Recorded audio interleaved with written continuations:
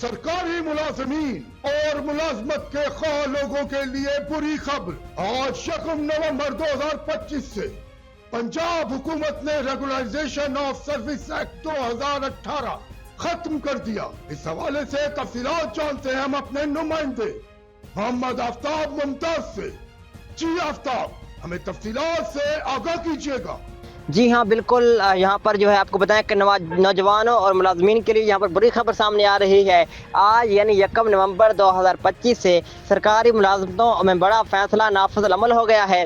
हुकूमत पंजाब ने Punjab regulation of service act 2018 ख़त्म कर दिया है। अब सूबे में नई भर्तियाँ बेसिक स्केल की बजाय लैम्प सैम्प पैकेज पर होंगी, यानी नई सरकारी नौकरी मुस्तकिल तौर पर तो नहीं होंगी, पेंशन या दीगर सहूलियात भी दस्तियाब नहीं होंगी।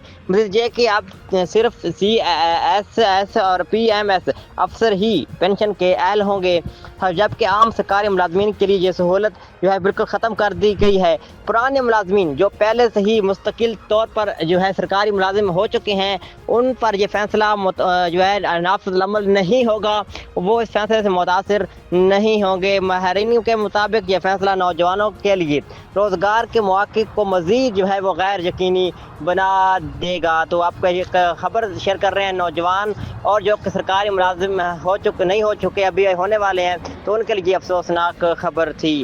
Report Mohammad Aftab, bureau chief and district reporter Bakar, Faiz news network. बहुत शुक्रिया आफ्ताब, हमें तफसीलात से आगाह करने के लिए। मज़ीद खबरें और अपडेट जानने के लिए देखते रहिए फैज़ न्यूज़ नेटवर्क। फैज़ न्यूज़, फैज़ सबके लिए।